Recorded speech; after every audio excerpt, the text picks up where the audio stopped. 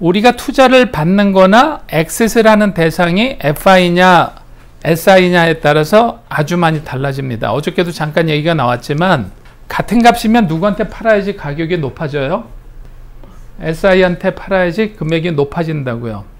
SI는 왜 높게 사냐면 주식을 사긴 사는데 쟤네들하고 시너지가 날 가능성이 있는 경우에 얘네들이 투자를 하는 거니까 얘네들이 경영권 프리미엄이라든가 시너지 밸류에 대한 프리미엄을 주기 때문에 SI가 사는 게 일반적으로 비싸요. 그래서 투자를 받을 때도 그렇고 우리가 M&A를 한다라는 건 뭐냐면 매각을 하는 거는 머저리티의 주식을 파는 거를 M&A라고 그러고 투자를 받는다는 거는 마이너리티의 주식을 넘기는 거를 그냥 투자를 받는다고 그래요. 인베스트먼트하고 IPO는 지분율의 차이예요. 머저리티가 넘어가느냐 마이너리티가 넘어가느냐 그거에 대한 차이인데 FI하고 SI하고 경영권 프리미엄 때문에 밸류에이션이 달라진다. 그리고 우리가 주식시장에서 볼 수 있는 가격, 삼성전자의 가격이 8만 원이다 하는 가격은 다 누구의 가격이라고 그랬어요? FI들만 거래하는 가격이라고 그랬죠. FI들이 거래하는 가격이고 경영권을 가지고 있는 사람은 장내에서 거래를 안 해요.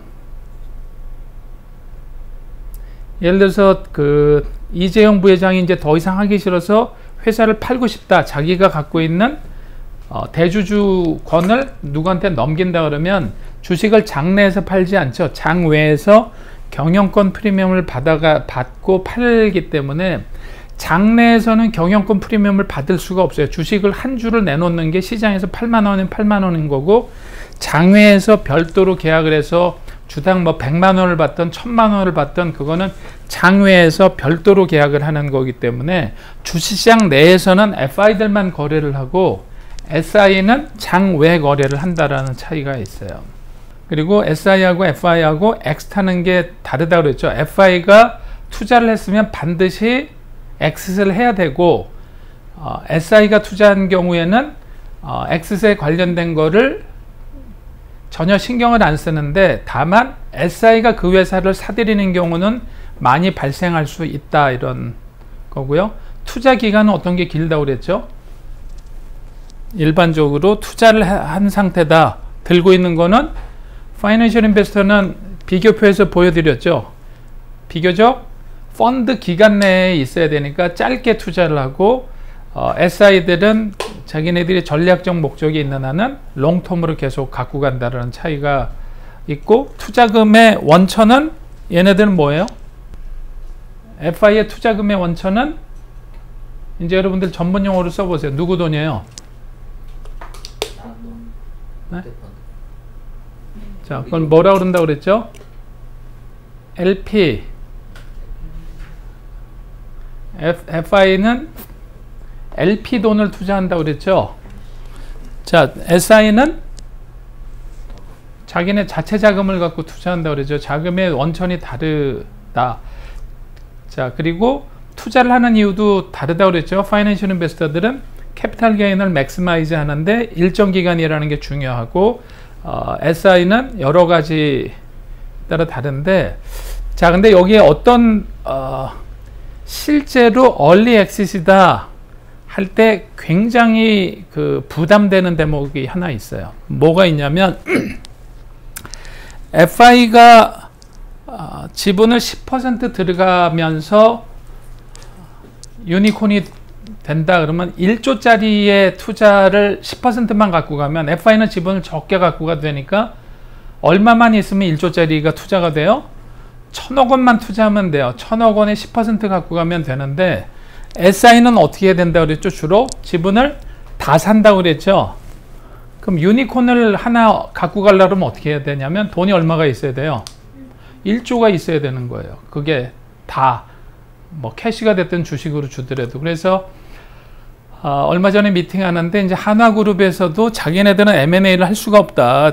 벤처 캐피탈로 하는 거는 뭐 지분 5% 10% 갖고 가면서 그냥 투자해서 포트폴리오를 짜면 되는데 이거 하나 진짜 유니콘 하나 인수한다 그러면은 아직 불투명한데 그거를 조 단위로 돈을 준다. 자기네들 조달할 능력도 없다는 거죠. SI하고 FI하고 굉장한 차이예요. 그래서 FI들은 작은 금액으로 포트폴리오를 짜가지고 할 수 있는데 SI는 하나 사는 것도 생각보다 아주 어렵다는 거. 저 돈을 100% 지분을 돈을 다 주고 사야 되기 때문에. 그래서 우리나라에서 우리나라 규모만으로 이 대기업들이나 중견기업들이 웬만한 스타트업을 몇백억 몇천억을 캐시를 다 주고 사는 거는 굉장히 어려운 거예요. 실제로 일어나기가 쉽지 않다라는 거예요. 그래서 국내에서 얼리 액세스를 만든다는 거는 상당히 어려워서 이것도 해외에다가 오픈해서 해외 네트워크를 만들어 줘야 된다라는 거가 아주 중요한 개념입니다. 그리고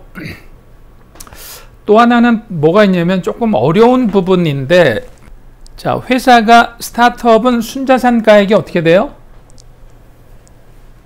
자, 평가가 1000억으로 되는 회사가 있다고 해도 여기가 순자산가액으로는 어떻게 될 것 같아요? 마이너스가 나 있는 회사도 많이 있어요.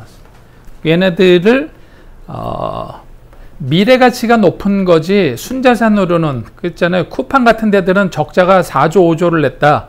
그러니까 순자산으로는 거의 꽝이에요. 근데 미래 가치가 100조 정도 된다 이렇게 했는데, 그런 걸 M&A 하면 어떤 일이 벌어지냐면 클라우드9이 순자산이 1억인데 내가 10억을 주고 사잖아요. 예를 들어서. 그러면은 인수한 회사가 1억짜리를 10억 주고 산 게 돼요. 그래서 재무제표상에서 9억 원의 마이너스를 떨어야 돼. 재무제표상에서. 그래서 이 회사를 인수한 거지만 재무제표상에서 감가상각해야 되는 거가 굉장히 커지는데, 뭐 한 9억 떠는 게 문제가 아니라 한 1조에 샀다 그러면 여기 순자산가액은 뭐 1, 200억 될까 말까 할 거예요. 예를 들면은 1조라는 돈을 다 손실 처리를 해야 되는 거예요. 그래서 이거를 정부에다가 건의해서 금년 말까지 유보를 시키는 거로 해서 이 감가상각 비용을 떨지 말자. 그래서 이렇게 되면은 일어나기가 너무 힘들다. 상장기업인데 상장기업은 주가도 신경 써야 되는데, 상장기업이 좋은 스타트업을 인수하느라고 했는데 재무제표상에서 IFRS로 이걸 다 손실을 감액해서 떨어야 된다 그러면 갑자기 1, 200억 흑자 나고 있는 회사가 1000억씩 뭐 2000억씩 적자 기업으로 바뀌게 되면 상장 폐지도 될 수 있고, 그래서 그거를 연말까지로 돼 있는데 얼마 전에 그래서 중기부에다가 건의를 했어요. 이거를 영원히 풀어주든가 몇 년간 늦추자. 그래서 기술적으로 인수기업의 재무제표에 굉장히 마이너스가 나기 때문에 저게 생각보다 하기가 어렵고, 동시에 뭐가 문제라고 그랬죠? 캐시를 다 주고 사야 된다라는 거예요. 100%를 사들이는 거. 이런 것 때문에 실제로는 얼리 액세스를 얘기를 하지만 저게 실제로 인수하기가 만만치가 않다라는 거예요. 그리고 또 어떤 문제가 있었죠? 작은 회사를 인수했는데 인수해서 그 회사를 계열사로 거느리기도 어렵고, 그 회사를 없애버리고 회사로 흡수해가지고 거기 있던 대표를 뭐 직급을 뭘 주기도 어렵고, 그래서 이런 조직 문화라든가 지배구조라든가 그 재무 처리에 관련된 일이라든가 자금을 동원을 어떻게 할 것인가 풀어야 될 숙제가 굉장히 많은데, 이거에 대한 논의가 거의 안 되고 있다, 하지도 못하고 있다라는 거죠. 그래서 실제로는 말로는 쉽게 얘기하지만 일어나기가 굉장히 어렵다 이렇게 말씀드리고요. 자, 그리고 일반적으로 처음에 앙트로프러너는 SI입니까? FI입니까? SI죠. 그래서 보통 이렇게 시작을 해요. SI가 시작을 해서 FI에다가 팔았다. 만약에 저게 경영권이 넘어갔다 그러면 무슨 뜻이에요? 자, 최대 주주가 넘어갔는데 M&A가 됐는데 저 회사가 완전히 망가진 건 아닌데 그렇다고 썩 좋은 것도 아니에요. 왜 그렇죠? 이 회사가 굉장히 좋았다면 누가 사가요? SI가 사가겠죠. 저 회사를 만약에 판다면. 그러니까는 FI한테라도 팔렸다라는 거는 외환은행이나 이런 데서 외환은행을 론스타가 살 때 얘네들이 좀 망가져 있지만 뭘 하면 가능성이 있을 것 같다. 완전히 망하면은 안 갖고 가겠죠. 그 다음에 FI가 최대 주주가 됐는데 또다시 FI에다가 팔았던 거 어저께 케이스 나왔었죠. 썩 잘 되진 않았는데 시간을 너무 많이 끄니까 이익이 거의 안 나더라도 그냥 넘겨가지고 다시 회전을 시켜야 되겠다라고 하는 경우, 근데 FI가 최대 주주였다가 SI한테로 넘어갔다는 얘기는 이 턴오버가 상당히 잘 돼서 얘네들이 구조조정이 잘 돼서 성공적이다 이런 거고, 일반적으로는 이런 모습을 보이는 게 가장 좋은 형태로 가는 거다라는 거죠. SI가 SI한테로 가는 거.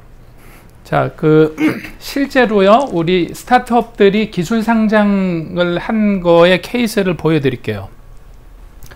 2015년도부터 제가 4년간 데이터를 모아놨는데요. 2015년도에 있었던 거를 한번 2015년도부터 보면 밸류에이션 툴이라고 해서 뭐로 했어요? 뭐 자녀이익 모형이라는 것도 있지만 2015년도에 있었던 건 다 퍼죠. 다. 퍼만 알면 제가 된다 그랬죠. 퍼만 알면 되는데, 자, 예를 들어서 제너포커스다 하는 회사, 지금도 적자예요. 그럼 김 대표님이 저 아이디어를 내보세요. 적자인데 어떻게 퍼로 했지? 네, 유사기업이 흑자가 났다고 그래도 퍼가 되려면 우리가 순이익이 있어야지 우리한테 퍼가 곱해지는 거 아니에요. 여기 밸류에이션 다 퍼로 했다고 하죠. 여기 기업은 전부 다 100% 적자 기업이에요. 기술 평가 받았다라는 거는 다 바이오 기업들인데 이익은 거의 없고 매출도 없는데 저렇게 한 거예요. 상상력을 동원해 보세요. 우리나라에만 있는 코미디 같은 일이에요. 저것도 순이익이 없는데. 그러니까 얼마나 웃기냐면, 자, PSR로 해야 되는데 왜 퍼로 했냐는. 여기는 S도 없어요. 매출도 없어. 연구 개발하는 거니까. 순이익도 없고 영업이익도 없고 매출도 없어. 아무것도 없어. 그러니까 기술성 평가라는 거. 효과. 그러니까 아직 퍼라는 걸 이해를 못했다는, 퍼는 순이익 갖고 비교하는 거라고 그랬잖아요. 그러면 순이익이 없으니까 이걸 어떻게 하냐면, 자, 2015년도잖아요. 2017년도에 우리 100억을 낼 거야. 이렇게 하는 거야. 미래 내겠다. 그걸 2년 할인을 해가지고 퍼로 비교를 해줘요. 그럼 얘가 안 될 수도 있는 거잖아요. 이렇게 해서 나간 데가 100개 가까이 되는데 단 한 군데도 흑자로 돌아선 데가 없어요. 그러니까 이렇게 하고 사기치고 넘어가도 그냥 끝이에요. 제너포커스는 지금도 적자예요. 여기 나오는 회사들 다 적자예요. 근데 얘네들은 2017년도에 15년도에 기술평가를 받으면서 할 수 있는 툴이 없으니까 우리 2017년도에는 순이익이 날 거야. 자, 그런데 이거를 평가할 때 어떻게 되냐면 2017년도에 100억이 난다라고 얘기를 했다고 그래 보세요. 그거를 2년을 할인해서 뭐 지금 순이익이 80억 났다고 쳐가지고 곱하기 비슷한 회사 퍼를 20을 곱해서 1600억 기업 가치로 했다. 그렇게 하는데 여기서 이 논리에서 말이 안 되는 논리가 뭐예요? 2017년도에 100억이 날 수 있는 확률을 곱해줘야지 논리적으로 말이 되잖아요. 그걸 전혀 감안을 안 해요. 그냥 갖다가 붙여서 그냥 해버립니다. 그냥 100억 난다고 그랬어. 끝이에요. 어떻게 승인해 주죠? 우리나라 승인해 준다니까요. 오케이 한다는 거죠? 그럼요. 자, 예. 아니 저걸 할 때 저렇게 한다고요. 소설을 쓰는데 보세요. 똑같이 얘네는 2015년 5월 29일, 얘네는 6월 26일인데 얘는 17년도 추정, 얘는 18년도 추정. 저게 같은 게 없이 지 멋대로 해요, 다. 쟤네도 적자예요. 다 적자예요, 다. 펩트론도 지금도 적자고, 얘네들도 보세요. 얘네들은 17년으로 추정해서 25% 할인율로 하고, 얘는 18년으로 하고 30% 할인으로 하고, 펩트론은 17년으로 하고 30% 할인하고 같은 게 없죠. 그냥 되는 대로 갖다가 맞추는 거예요. 얼마쯤 받아야 될 것 같다는 거기에다가 맞춰서 합니다. 제너포커스나 코아스테미나 펩토리는 다 제 후배들이 하는 회사들이라 다. 근데 얘네들은 계속 적자예요. 에이티젠도 그렇고. 이제 보시면 다 여기도 18년 후라고 30% 할인하고 17년 후라고 얘는 또 20% 할인해주고 다 유지되고 있는 기업이에요. 근데 저게 약속이 한 군데 하나도 안 지켜줘도 전혀 문제가 없어요. 그냥. 근데 어떤 건 17, 어떤 건 18, 어떤 건 19. 자기들 마음대로. 뭐라 그랬어요? 아까 얘기했잖아요. 그냥 자기들 이거 마음대로. 답이냐? 이게 좀 카메라 앞에서 그러지만 꼴리는 대로 하는 거예요. 그냥 이거를 얼마를 대충 제너포커스가 1000억을 받아야 되겠다 그러면 1000억이 나오게끔 하는 거예요. 그냥 나는 900억이 나오게 하기 위해서 우리는 1500억은 받아야 되겠다. 이렇게 하기 위해서 저걸 갖다가 맞춘다고요. 차라리 이렇게 하면 야 제너포커스가 저 정도면 우리는 쟤네 2배는 돼야 될 것 같아. 이렇게 가면은 좋은데 그렇게 하는 게 아니라 저 숫자상으로 맞추는 작업을 한다고요. 자, 이게 2015년도에 이런 식으로 했어요. 그럼 16년도에 가면 또 뭐예요? 퍼 스펙이라는 거. 다 퍼죠.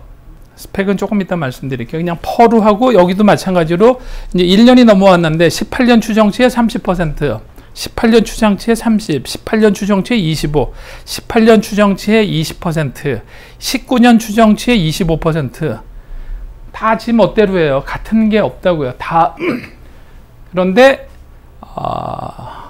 여기도 다 많이 냈어요. 얘네들이 약속을 안 지켜도 전혀 문제가 안 되는 게 우리나라 현실이에요. 자, 그리고 17년도에 가도 그냥 퍼 스펙. 여기 또 난데없이 에비타가 하나 튀어나왔죠. 뭐 이렇게 하는데 스펙 합병 이런 거가 나오고 2018년도에 가면은 퍼 스펙. 여기도 보면 16년 실적으로 하는데 21년 실적, 21년 추정치에 10% 할인, 20% 할인 뭐.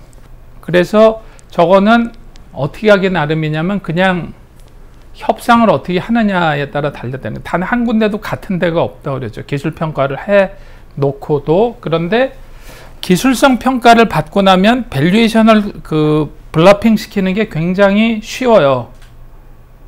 뭐 기술성이 있다고 그랬는데 이걸 안 지켜도 그런데 지금 숫자가 나오는 데는 트랙 레코드가 숫자로 30억 했다, 45억 했다. 이게 성장률이 보이니까 뭐라고 얘기가 쉽지 않은데, 그래서 기술 평가가 문제가 좀 많아서 좀 이슈가 되고 있다라는 거 말씀드리고요. 자, 그리고 조금 전에 얘기한 거는 이제 밸류에이션이 기본적으로 통용되는 이런 건데, 최근에 실리콘밸리에 써가지고 첫날 잠깐 말씀드렸지만 세이프라는 거가 국내에서 연구가 많이 되고 있어요. 세이프는 뭐냐면 뭐의 약자로 그랬죠, 김 대표님? 세이프가 Simple Agreement Future Equity라고 그랬어요. 자, 회사를 오늘 만들었는데, 회사를 만들어서 멤버도 괜찮아 보이고 비즈니스 모델도 괜찮아요. 근데 이 회사가 10억이 있어야 된다는 돈이. 근데 밸류에이션을 할 수 있는 방법이 없어요. 뭐 아무것도 없어서. 근데 회사는 괜찮을 것 같아요. 투자는 하고 싶은데. 그래서 이걸 어떻게 하냐면 밸류에이션을 안 해요, 지금. 안 대표 지금 10억 필요해요? 10억 투자할게요. 끝. 10억을 주고 밸류에이션을 언제 하냐면 나중에 해. 그럼 투자자한테 불리하지 않아요? 나중에 이 사람이 바뀌었으면은 투자자가 볼 때는 이런 거예요. 클라우드9이 아주 괜찮을 것 같은데 밸류에이션은 서로 숫자도 없고 어디다가 갖다 붙이기도 만만치가 않고, 그런데 여기에 시간을 끌고 싶지는 않아. 그리고 여기서 뭐 밸류에이션을 100억으로 하냐 뭐 50억으로 하느냐, 이거 시간 끌다가 실기하면은 안 좋을 것 같으니까 그냥 10억을 주고 대신에 다음번에 투자자가 전문적인 투자자가 이 회사에다가 10억을 넣어주면은 클라우드9이 클 거 아니에요. 조금 그 다음에 망하면 그냥 끝나는 거고, 근데 회사가 잘 성장을 하면은 그 다음에 본격적으로 벤처 캐피탈이 들어와서 니네 회사에 내가 200억 가치로 투자를 해줄게, 이렇게 되면 그때 가서 들어온 거를 정리하는 거예요. 두 가지 방법이 있어요. 세이프는 어떻게 하냐면 지금 들어온 거에 무조건 반으로 친다. 그러니까 나중에 벤처 캐피탈이 200억으로 들어오면은 처음에 세이프로 들어갔던 사람은 50% 할인해서 그냥 100억의 밸류에이션으로 들어온 거로 해서 10억 들어왔으니까 지분을 얼마 줘요? 10% 주는 거예요. 나중에 계산해서. 그래서 캡을 씌우는 거가 있고 뭐냐면 지금은 할인율로 하는 게 있고 200억에 50%를 한다, 20%를 한다 이렇게 얼마가 들어오든지 간에 그걸 할인을 한다라는 게 있고 또 하나는 다음번에 들어오면 우리는 100억으로 한다 이렇게 정해놓는 금액을 가이드라인을 정하는 거가 있어요. 이제 그런 방식으로 해서 세이프는 기관 투자자가 들어올 때까지 그냥 디퍼를 시키는 거, 밸류에이션을 그냥 넘겨놓는 거예요.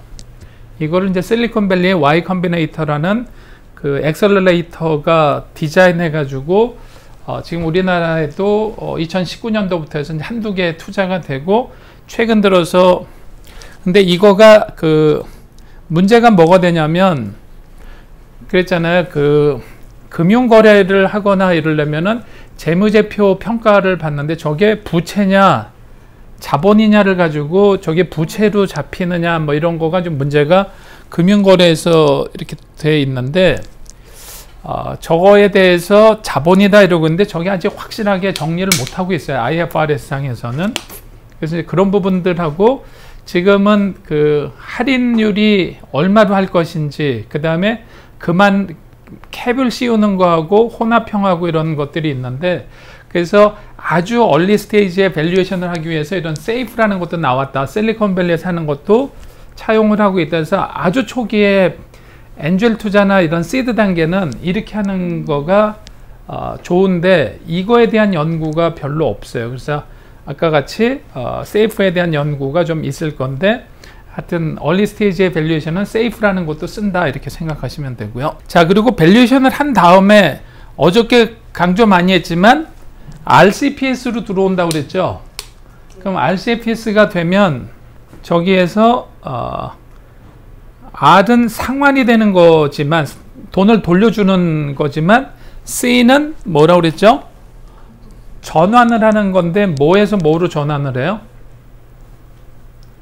자 그래서 RCPS로 들어오는데 RCPS는 둘 중에 한 가지 길로 가요. 잘 되면 우리가 RCPS로 투자했는데 이 회사가 굉장히 잘 됐다 그러면 이 주식은 뭐로 바뀔까요? 보통주로 바뀌면 성공한 거예요. 성공하면은 보통주로 바꿔서 상장을 하는 거고 잘 안 됐다 그러면 뭐가 돼요? 이 투자가 실패했다 그러면은 상환 요청을 할 거 아니에요. 돈은 받지 못하더라도 상환 요청이 되어 있는 채권으로 넘어가서 받을 돈이 있는데 못 받고 끝나는 이런 거로 바뀌는 건데 자, 이 상환이 아니라 이제 전환이 될 때 어떤 게 또 마지막으로 붙어 있냐면 기본적으로 1대1로 전환이 되질 않고 리픽싱이라는 게 있어요. 비율을 재조정하는 거를 집어넣어 놨어요. 대부분 다.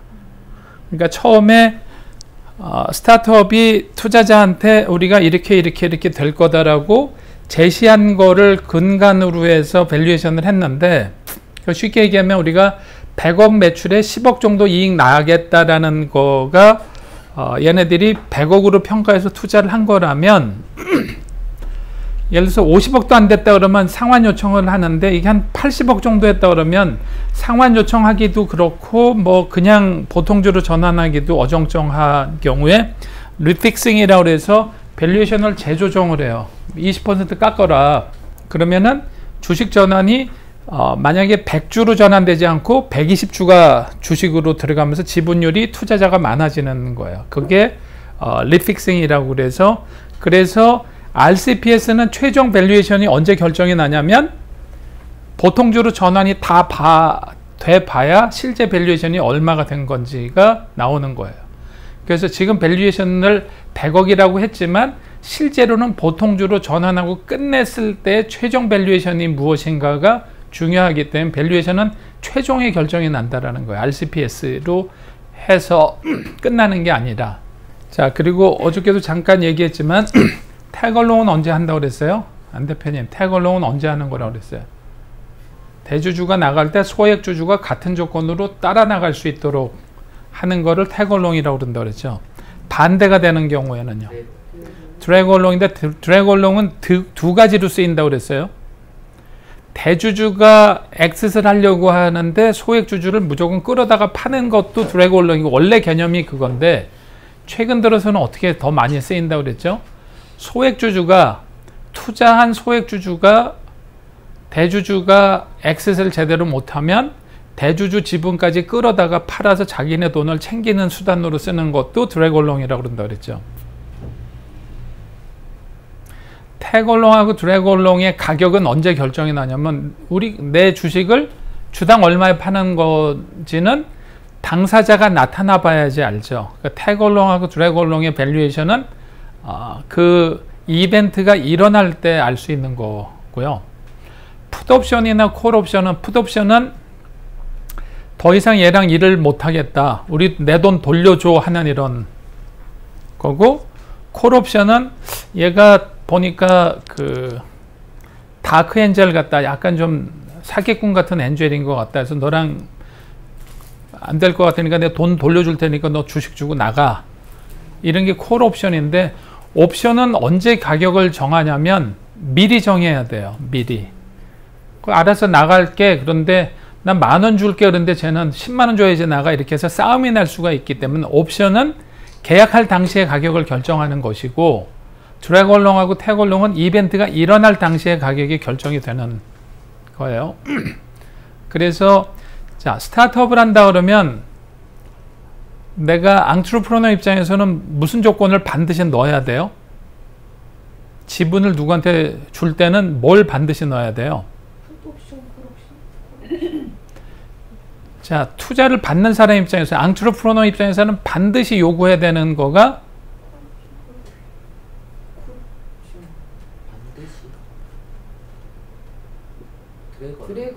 드래곤롱은 넣어야죠. 내가 삼성전자에다가 팔 수도 있으니까, 내가 팔 때 제가 안 팔고 알받게 한다 그러면 곤란해지니까 드래곤롱을 반드시 넣어야 된다고요.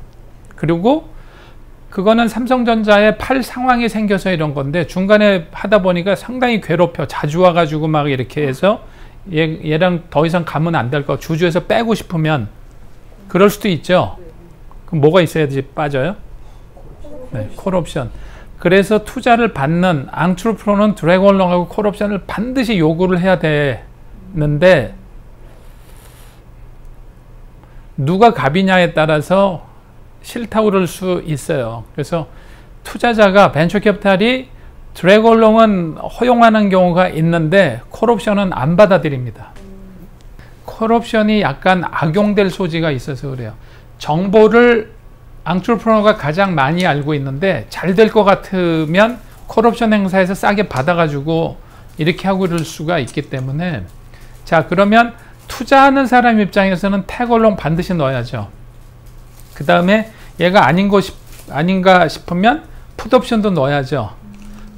그래서 투자하는 사람은 뭐 넣어요? 태골롱 넣고 풋옵션 넣고 또 뭘 넣어야 돼요? 자, 태골롱하고 풋옵션하고 투자하는 사람이 하는데 반드시 또 가장 강력한 안전장치가 있어야 된다고 그랬죠. 자, 다시요.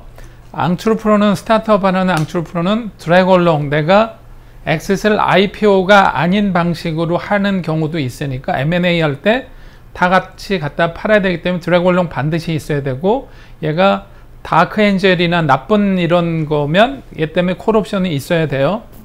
투자하는 사람은 앙트르프로너가 혼자 팔고 튈 수 있으니까 내 것도 같이 팔아라, 태골롱 집어넣고, 얘가 돈을 투자해 줬는데 뭐 이상한 짓 하고 일도 제대로 안 하고 그러면은 풋옵션 행사에서 돈 돌려달라고 그럴 수도 있고, 또 뭘 넣어야 돼요? 투자자는 계속 얘기했잖아요. 드래곤롱을 언제 쓴다 그랬어요? 요새는 많이.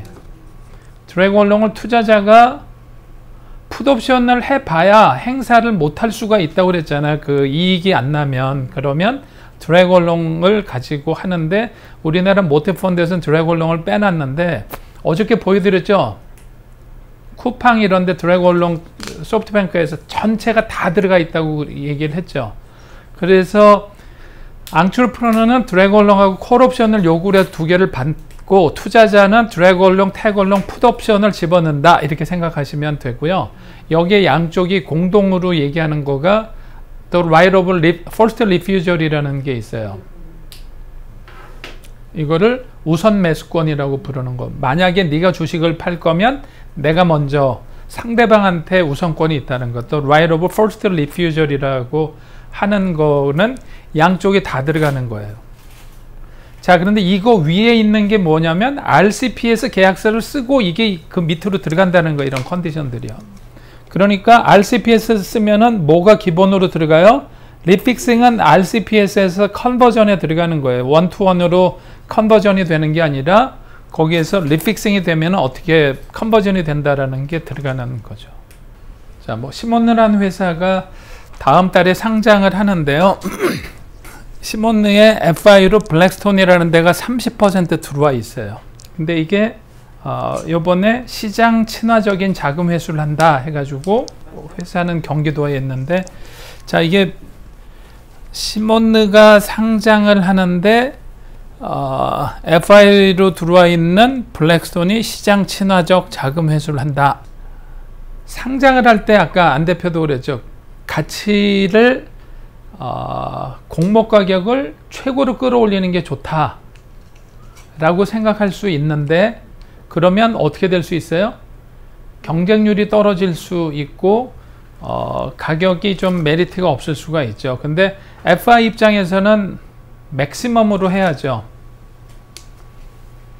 FI 입장에서는 맥시멈으로 가격을 끌어올려야 되는데, 블랙스톤이 요번에 그 상장을 IPO를 하는 거에 자금 조달하는 방법이 IPO라는 방법이 세 가지가 있어요. IPO 할 때 신주로만 돈을 모아가지고 IPO를 할 수가 있고, 그래서 시몬느란 회사가 1000주라는 주식을 시장에 내놓는다 그러면 1000주를 다 신주로 발행해서 돈을 받아서 전부 다 시몬느 안으로 들어가게 할 수도 있고, 블랙스톤이라는 주주가 갖고 있던 9주를 1000주를 내서 팔고 회사로는 돈이 하나도 안 들어오고 시장에 블랙스톤 주식을 다 팔아서 1000주만큼 돌아가게 할 수도 있고, 500주는 블랙스톤이 들고 있는 거 팔고 500주는 회사로 들어오게 할 수 있고, 지금까지는 우리나라에서 상장되는 거는 99%가 어떻게 됐었냐면 다 신주로 상장해서 신주로.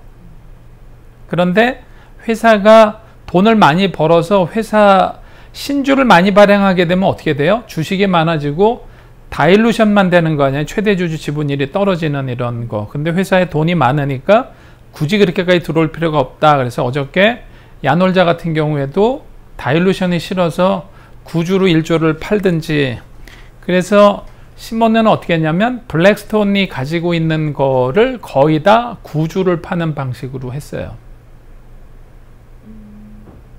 근데 시몬느는 돈을 회사가 많이 버니까 IPO를 하면서 돈이 회사로 안 들어와도 상관이 없는데, 이게 시장 친화적인 자금 회수 방법이라고 나오는 거가 특별히 기사로 뜬 이유는 뭐냐면, 블랙스톤이 자기네들이 들고 있는 거에 반은 팔고 반은 홀드를 하는데,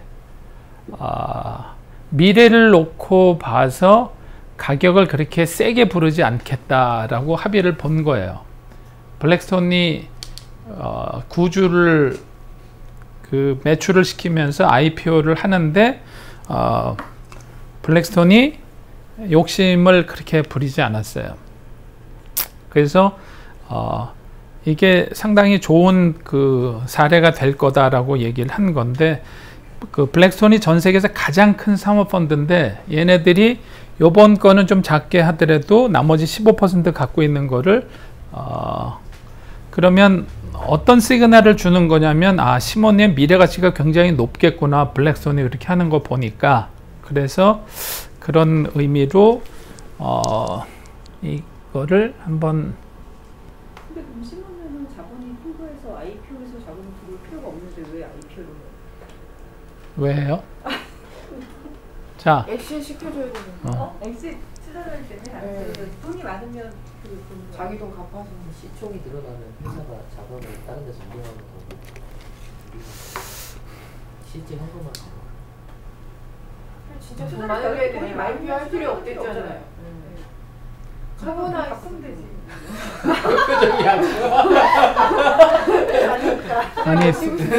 아니 4일째 되는 날 허탈해지는 거 같아요. 자, 엑싯을 지금 누가 들어와 있어요? FI가 들어와 있잖아요. FI를 빼줘야 될 거 아니에요. 어떻게 빼줘? 아니 자기네들 이익이 많이 나니까 자기네 이익금으로. 그럴 수도 있다 생각하는 거죠. 돈이 많으면. 그거는 가능한 이야기긴 한데. 자, 자사주로 하려면 회사로 돈을 3천억을 투자를 받았는데 요번에 3천억보다 훨씬 크게 나갈 거 아니에요. 그러면 이게 이제 자본시장을 전혀 이해를 못하는 건데 캐피탈 마켓을 활용한다는 거는 레버리지 효과가 굉장히 커서 그런 거예요. 지분을 100을 들고 있을 필요도 없이 첫날에 보여줬죠. 우리나라 어제 제네시스는 그렇게 했다고 그랬잖아요. 그러니까 네, 걔네들은 조건이 그런 조건이 아니라 또 다른 조건이 붙어 있었던 거고. 그러니까 어제 그 이야기 하셔가지고 여쭤보는 거죠. 자, 그 우리나라의 56개 재벌 기업들의 총수 지분율이 몇 %라고 그랬어요? 1점 몇 %밖에 안 된다고 그러지. 그거 가지고 자기네 맘대로 하잖아요. 근데 아무리 잘 나가는 기업도 지분을 자기가 100% 들고 있을 필요가 없잖아. 한 30%만 돼도 충분히 다 경영하고 그러는데 문제가 없는 걸 100을 다 들고 가는 거가 당연히 의미도 없고 효율성도 떨어지는 거니까. 그래서 엑싯을 하는 거는 그래서 계속 아까 삼위일체 이해했냐 그랬더니 계속 이해했다 그랬잖아. 자, IPO를 하는 거는 누구만 빼주는 거라고 그랬어요? 엑싯을. 투자자만 빼주는 거고 앙트로프너까지 다 빠지려면 M&A를 해서 하는 거라고 그랬으니까 IPO를 한다. 뭐가 자동으로 생각해야 돼요? FI 엑싯 시켜주는구나. 그거예요. 그러니까 FI 엑싯 시켜주는데 회사로는 돈이 안 들어와도 되니까 구주를 팔아버리면 되겠구나. 그렇게 하는 거죠. 그러면 회사에 다일루션도 덜 되고 돈 들어올 필요 없다. 그렇게 한다라는 거예요. 그러니까 시몬드가 상장하는데 이제 샘플로 보여주는 거예요. 지금 공모를 20%를 해요. 여기 공모주주가 20%로 돼 있죠. 그러니까 20%의 주식을 파는 거예요. 지금 시몬드 전체에. 그러면 지금 현재 이 박은관 회장하고 특수관계인들하고 가족들 다 합치면 여기 회장이고 와이프고 전문 경영인이고 딸내미 둘인데 여기 다 합쳐서 30에 65% 뭐 이렇게 돼 있어요. 우리 사주 5% 있고, 그러니까 20%를 공모를 하는 거를 구주로 판다라는 거예요. 그리고 여기가 너무 그 주식이 상장되면서 시장에 많이 나오는 상황을 뭐라고 그런다고 그랬어요? 상장되면은 주식이 팔려고 대기하는 물량이 너무 많아서 주가가 떨어질 거다라고 예상되는 거를 오버행이라고 그랬죠. 자, 보세요. 여기는 모든 회사는 공모하는 비율은 다 매각이 될 거예요. 곧 공모해서 들어온 거. 여러분들이 공모주 청약하면 얼마 만에 팔아요? 뭐 따상상 하루 이틀이면 다 털고 나가잖아요. 근데 이 공모주주가 우리 공모주주에 뭐가 있어요? 기관 투자자하고 개인 투자자가 있는데 얘네들은 몇 % 약정을 할지는 아직 결정이 안 나고 상장을 아직 그 청약을 안 받아봤으니까 기존의 80%가 어떻게 되어 있냐면 전부 다 락업이 되어 있죠. 락업이라는 게 저기 상장 후 매도 제한 기간에 바로 팔 수 있는 게 가장 빠른 거가 블랙스톤이 아직 안 팔고 있는 8.5%만 3개월 걸려 있고 나머지는 다. 그래서 저 회사는 3개월 동안은 주식이 나올 주식이 없는 거죠. 기관들 이 공모 주식밖에는. 이게 우리나라에 아마 처음 있는 사례인 것 같아. 다 락합이 되어 있는 거는 공모되는 물량 빼놓고는. 자, 이게 그런 거 같아요. SK 바이오 사이언스하고 SK 뭐 IIT인지 뭐 하는 카카오뱅크, 크래프톤, 현대중공업 이렇게. 근데 지금 유통 주식 돼 있는 거하고 최종 유통 주식 보면 크래프톤은 유통 주식이 많죠. 36%나 되니까 3분의 1 이상이 바로 팔릴 수 있을 수 있는 물량. 그래서 크래프톤 주가가 폭락했죠. 이게 그 자기네가 생각해도 공모에 들어가지만 가격이 비싸다고 생각하면은 락업이라는 걸 걸질 않아요. 그냥 무조건 첫날에 개미들이 들어오면은 개미들 들어오는 거 보고 바로 팔아요. 당일날 데이원에 다 팔아버립니다. 그래서 락업을 잘 안 걸어요. 그래서 여러분들이 공모주 청약 같은 거 들어갈 때 이런 걸 봐야 돼요. 오버행 이슈가 있는지, 락업되어 있는 지분이 어떻게 되어 있는지. 자, 스펙 얘기가 많이 나왔는데 그 스펙이라는 거가 시간이 많지 않아서 대충 말씀드릴게요. 이 스펙이라는 거는 그 통장에 돈을 100억이면 100억 이렇게 모아놓은 거를 특별히 통장을 상장시켜 주는 거예요. 통장을 상장을 시켜주면 여기에다가 돈이 필요하고 상장이 필요한 회사가 와서 붙는 거예요. 여기는 통장이고 쟤네는 회사고. 이걸 스펙이라고 그래요. 스페셜 퍼포스 애큐지션 컴퍼니. 통장. 그냥 페이퍼 컴퍼니인데 그 페이퍼 컴퍼니는 돈만 있어요. 100억이면 100억 이렇게. 이해가 잘 안 가죠? 그냥 통장을 상장시켜준다고. 통장을. 통장이 상장이 돼 있는 거예요. 통장 안에 돈만 있는 거. 100억짜리가 스펙 1호 그러면은 그게 상장을 시켜줘요. 그러면은 이건 상장 기업이고 비상장 기업 중에서 IPO를 하기 어려운 애들이 문제가 좀 있고 그런 애들이 일로 와서 붙으면서 자기네 회사를 없애고 이 회사로 가서 붙으면서 이 회사의 이름을 바꿔서 상장 회사가 되는 거예요. 타겟 회사라는 거가. 지금 미국에서는 압도적으로 저 스펙이 많다고 그랬죠. 우리나라도 그렇고. 이게 근데 문제가 많아서 규제를 하기 시작했고, IPO하고 스펙으로 들어가는 거에 비교, 미국 스펙하고 한국 스펙하고의 비교, 스펙이 장점이 뭐가 있는지 단점이 뭐가 있는지.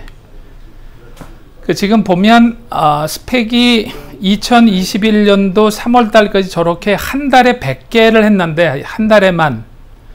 자, 여태까지 평균 상장이 미국에서 몇 건 일어났었죠? 100몇십 건 일어났는데 스펙이라는 걸 통해서 한 달에 100건을 넘게 했어요. 1, 2, 3월 달 다 합치면 몇 개나 했어요? 상장을.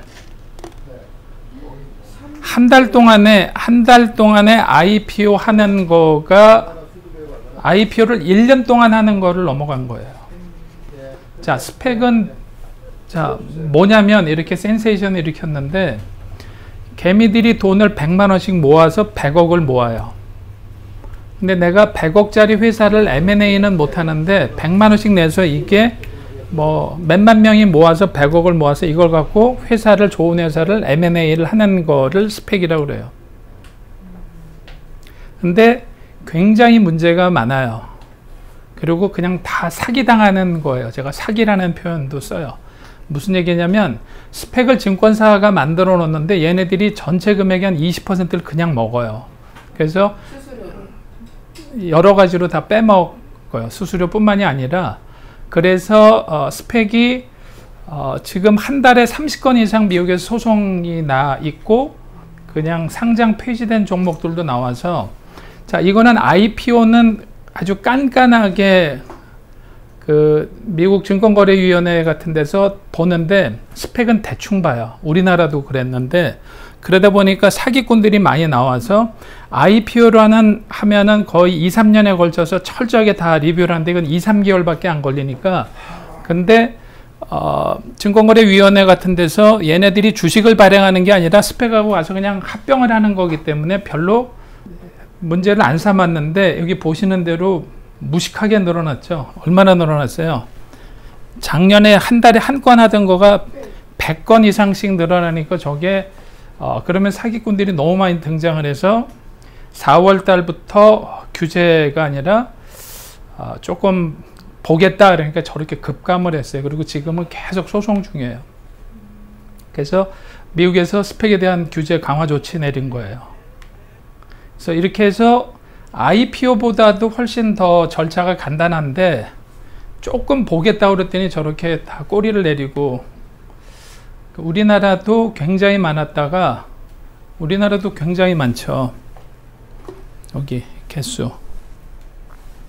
이게 2015년도에 주식시장이 별로 안 좋을 때 이거 가지고 조금 활성화시켜 보겠다고 그랬다가 이게 문제가 많아서 규제가 들어가서 없어졌다가 똑같이 미국이 뜨면서 우리나라도 같이 떴는데 우리나라 똑같이 문제가 생기고 사기다 규제를 많이 받고 그래서 아까 말씀드린 대로 통장이 상장되어 있는데 붙는 회사에 대한 평가를 별로 안 해요. 얘네들이 진짜로 좋은 회사인지 나쁜지에 대한 거를 크게 스크리닝을 안 해서 그렇게 가서 붙다 보니까 이쪽 100만 원씩 1000만 원씩 냈던 이 통장에 돈을 낸 사람들이 거의 다 사기를 당하고 돈을 다 날리고 그러니까 소송도 많이 하고 사기당했다 이렇게 되면서 문제가 심각하다.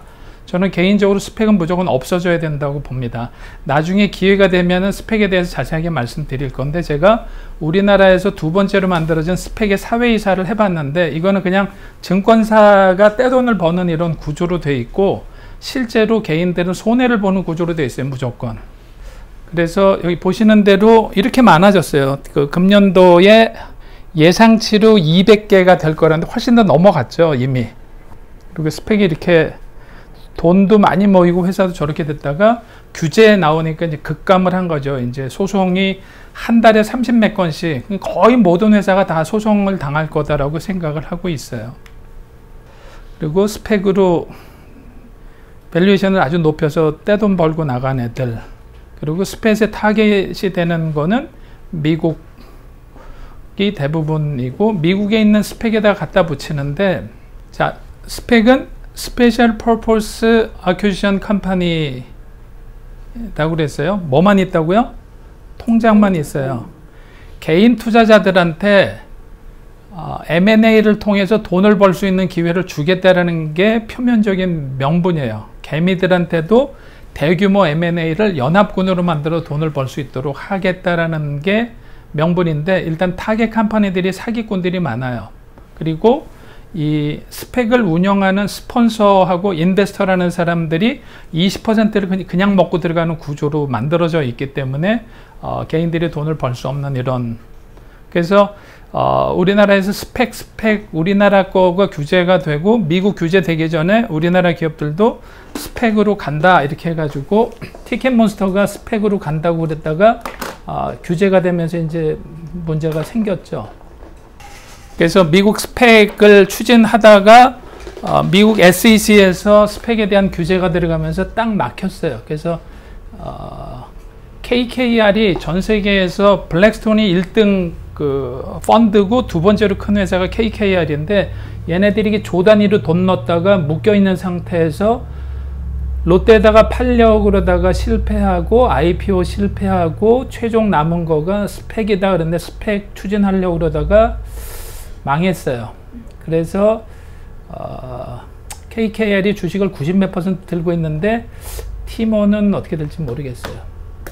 자, 지금까지 얘기한 거는 엑스트라는 방법이나 문제점 같은 거 얘기했고요. 그 다음에 방법론에서 스펙이라는 것도 있고 실제 얼리 엑싯이 일어날 때 M&A 문제점들을 얘기를 했는데 이제 고려해야 되는 게 뭐가 있냐면 그 스타트업에서는 직원들을 어떻게 보상을 해줄 건지에 대한 부분이 굉장히 중요하고요. 직원들을 보상해 주는 방법이 스타트업이 돈이 없으니까 돈으로 주지는 못하고 미래에 회사가 좋아지면은 이 기업 가치가 높아진 거를 쉐어하자 해서 에퀴티 컴펜세이션이라는 거가 굉장히 연구가 많이 돼 있어요. 미국에서는 책도 뭐 어마어마하게 많이 나와 있는데 우리나라는 기껏 해봐야 그냥 스탁 옵션 가지고 찔끔하고 있는데 스탁 옵션은 또 문제점이 꽤 많이 있어요. 그래서 에쿼티 컴펜세이션에 대한 부분을 연구를 많이 해야 되는데 그래서 직원들한테 주식으로 보상해주는 방법의 장점 여러 가지 종류 근데 직원들한테 주식으로 보상을 해주면 그 부분이 밸류에이션에 또 영향을 미치기 때문에 에쿼티 컴펜세이션에 대한 종류나 방법을 좀 알고 있어야 되고요. 지금 제가 대충 10개만 써봤어요. 이것보다 훨씬 더 많은데 그냥 RS라고 부르는 거 스탁 옵션 우리가 들어본 건 스탁 옵션 있죠. 여러분들이 스탁 옵션은 들어보셨을 거고 리스트릭티드 스탁이라는 게 있고 스탁 옵션이 있고 팬텀 스탁도 있고 SARS라고 부르는 그 스탁 어프리시에이션 라이트라는 것도 있고 ESOP는 우리 사주라는 건 아실 거고 그 다음에 RSU 그리고 DSU도 있고 REU도 있고 뭐 자 리스트릭티드 스탁이라는 거는 미국 회사들이 많이 하고요. 얼마 전에 보니까 우리나라 대기업이 처음 여기에 이거를 줬다 이러는데 이거는 뭐냐면 스탁 옵션은 옵션을 주는 거예요. 지금 주가가 10,000원인데 네가 3년 근무하면은 주식을 20,000원에 살 수 있는 권리를 줄게. 그게 스탁 옵션이에요. 근데 2년 지났는데 주가가 안 올라갔어요.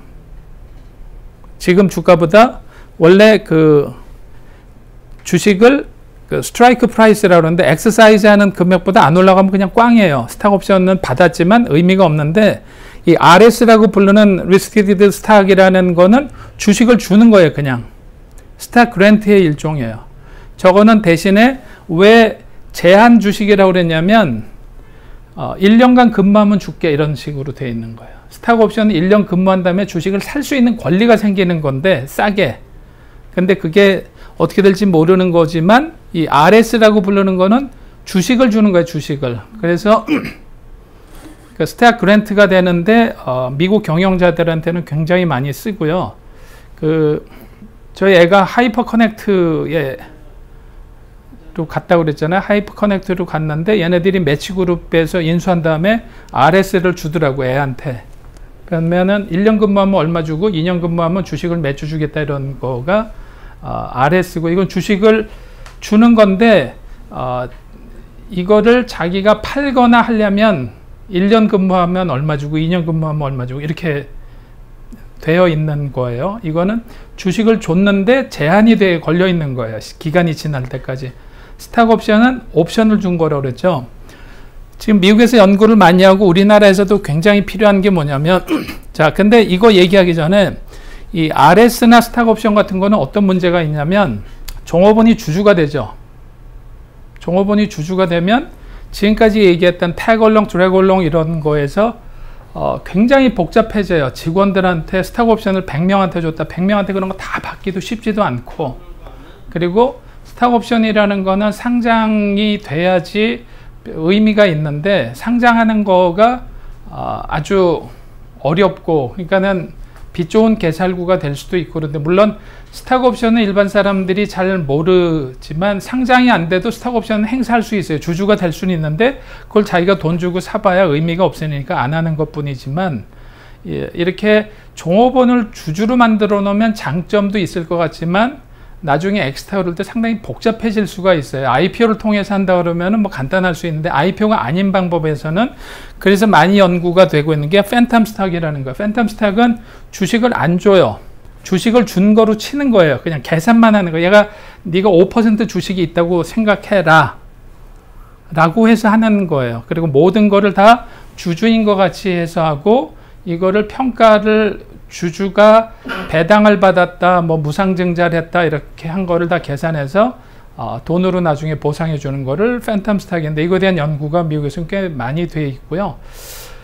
그리고 그 사스라고 부르는 거는 외국계 회사들은 이거 그 임원진들은 C-레벨 임원들은 거의 다 갖고 있는데 뭐냐면 주가만 갖고 비교하는 거예요. 지금 주당 10,000원인데 3년 뭐 1년 있다가 이 사스도 마찬가지로 RS 같이 쓸 수 있는 이런 건데 1년 지나고 나서 주가가 20,000원이었다 그러면 차액에 대해서 보상을 받을 수 있는 거예요. 이거는 무조건 주가만 갖고 하는 거예요.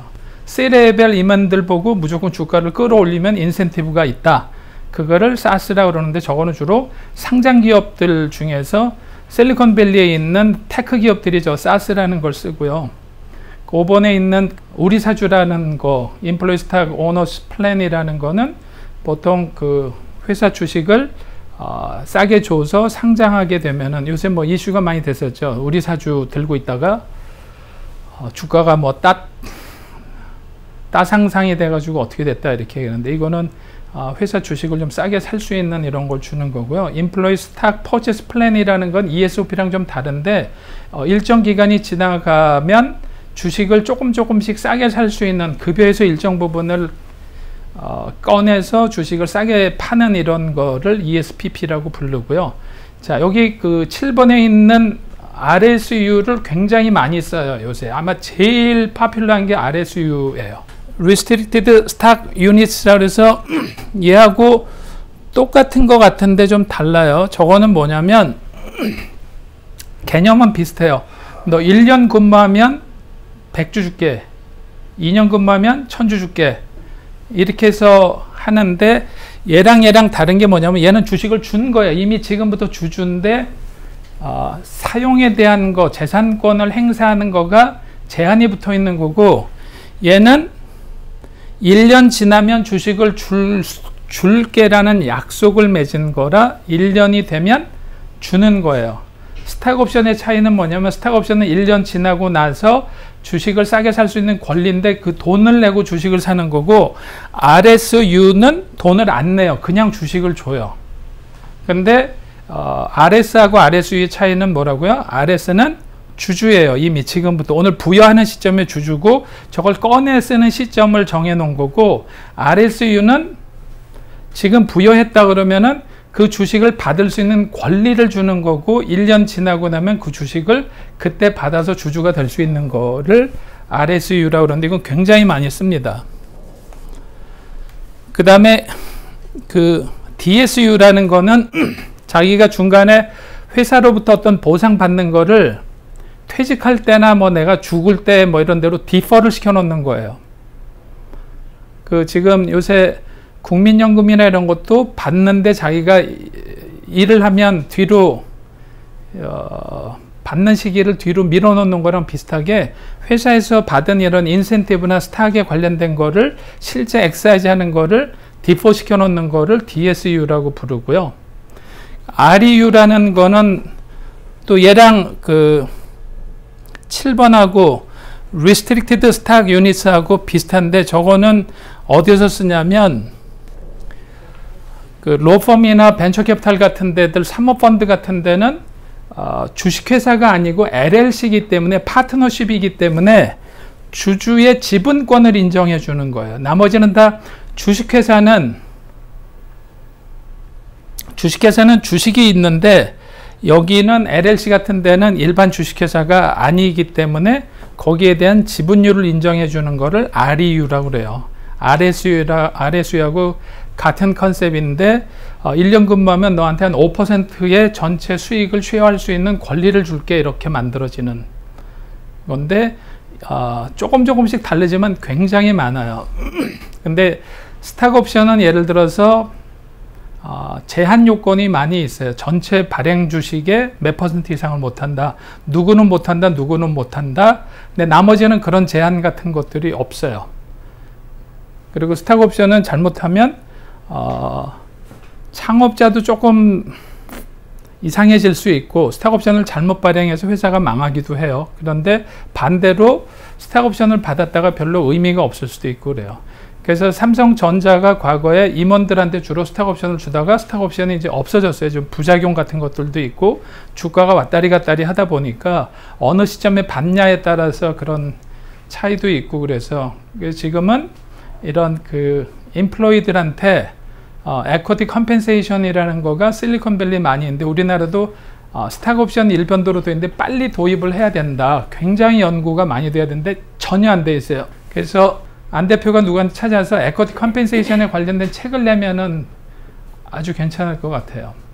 근데 저기 리스트릭트 스탁 같은 거는 그러면 신주 발행? 보통 주의 성격을 기대하는? 뭘 것 같으세요? 자, 그 첫날 얘기할 때 그랬었죠. 디자인할 때 실리콘밸리는 주식 디자인할 때 리저브 시키는 주식들이 있죠. 신주는 아닐 것 같아요. 스탁 옵션만 신주 발행을 해서 주는 거가 있고, 나머지는 다 자기네들이 자사주로 들고 있다가 그 다음에 리저브를 시켜놔요. 얘네들은 대부분 다 어떤 그 임플로이한테 에쿼티 컴펜세이션용 풀을 만들어 놓고 거기서 뺏쓰는 거죠. 자, 그리고 우리가 스탁 옵션 많이 얘기했는데, 스탁 옵션이 실리콘밸리에서 만들어진 뭐 이런 것 같은데 제일 오래됐어요. 스탁 옵션이. 이게 스탁 옵션의 원조 회사예요.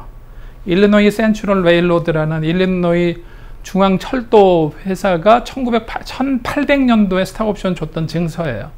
스탁 옵션이 가장 오래됐는데 아까 얘기한 대로 스탁 옵션은 문제가 굉장히 많이 존재할 수가 있어서 스탁 옵션 이외에 아까 보여드린 그 8개, 9개를 컨비네이션해서 하는 것들을 연구를 해야 되고, 제가 개인적으로는 연구해보면 그 팬텀 스탁이 가장 깔끔한 것 같아요. 그냥 실제로 주식이 왔다 갔다 하면은 주식을 기껏 줘놓고 대표가 직원한테 야 너 콜옵션도 들어가야 되고 뭐 해야 되고 기분 나빠가지고 근데 직원들한테 이렇게 하는 거는 그 나중에 수익을 쉐어한다라는 것도 있고 주인의식을 가지라는 건데, 그 마이너리티의 주식을 가졌다고 그래서 이게 팬텀 스택하고 이렇게 큰 차이가 없을 것 같아서, 그래서 실리콘밸리는 팬텀 스택에 대한 연구들을 아주 많이 하고 있다라는 거 말씀드리고요. 스탁 옵션 부여 대상이 뭐 이렇게 한정이 된다고요. 뭐 벤처기업에 한해서 외부 사람도 줄 수 있도록 되는데 상당히 제한되고 있어서, 그리고 스탁 옵션은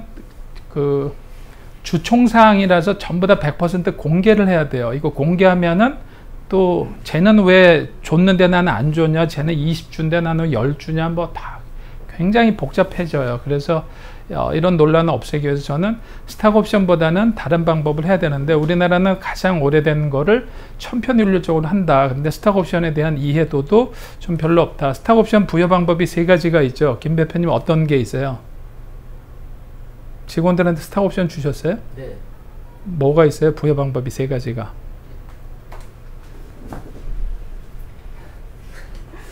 계약서가 스탁 옵션 표준 계약서에 따라서.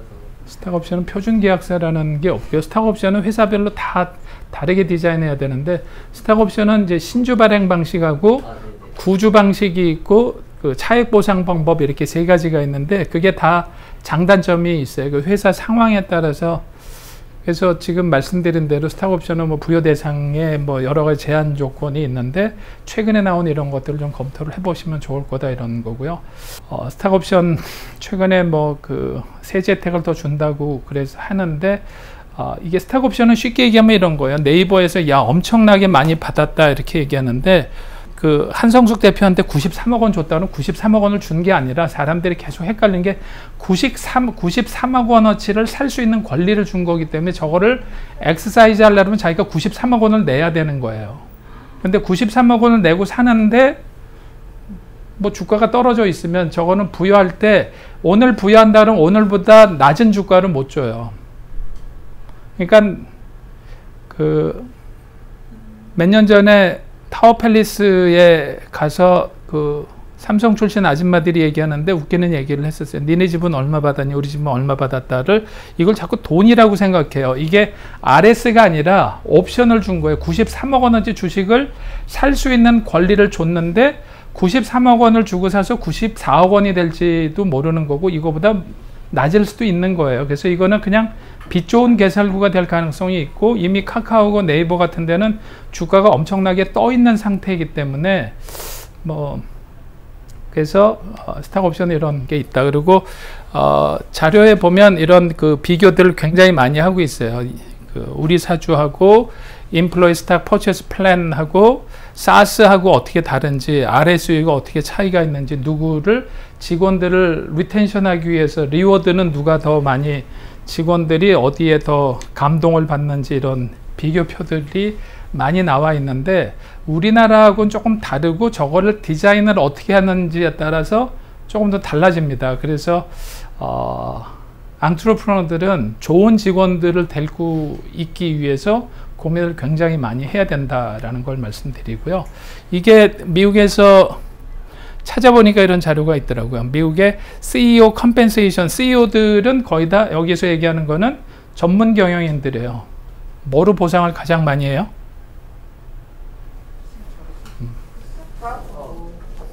저런 거 아까 얘기한 거가 그 컴바인 돼 있는 대로 대부분 RS하고 사스라는 거 가지고, 사스, 메르스, 뭐 코비드 19 이런 거 말고 이 사스라는 이런 걸 가지고 한다.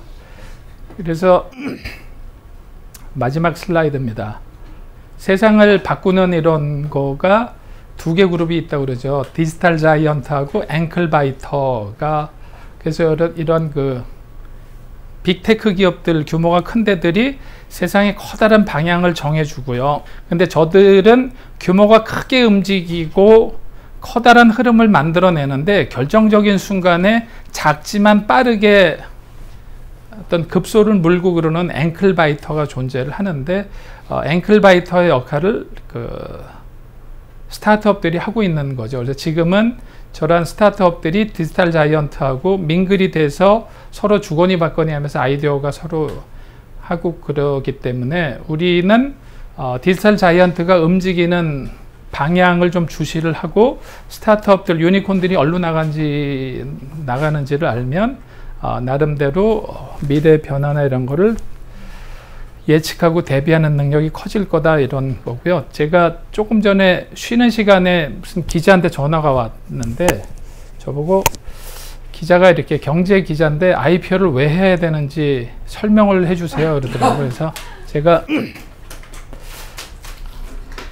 지금 여기 있는 거를 간단하게 얘기를 했는데, 그래도 자기는 IPO를 안 해도 될 것 같은데, 그러면서 돈을 많이 번 데는 그 돈 갖고 주주들의 주식을 다 사면 되죠 라고 임슬아 대표가 얘기한 것 같은 얘기를 똑같이 하더라고요. 그래서 자, 그래서 그랬어요. 삼성전자가 돈을 벌면 그 회사가 영업이익을 내면 그거 가지고 직원들 급여도 높여주고 재투자를 해서 회사를 키우는 데 쓰는 거고, 이걸 갖고 주주의 주식을 사게 되면 어떻게 돼요?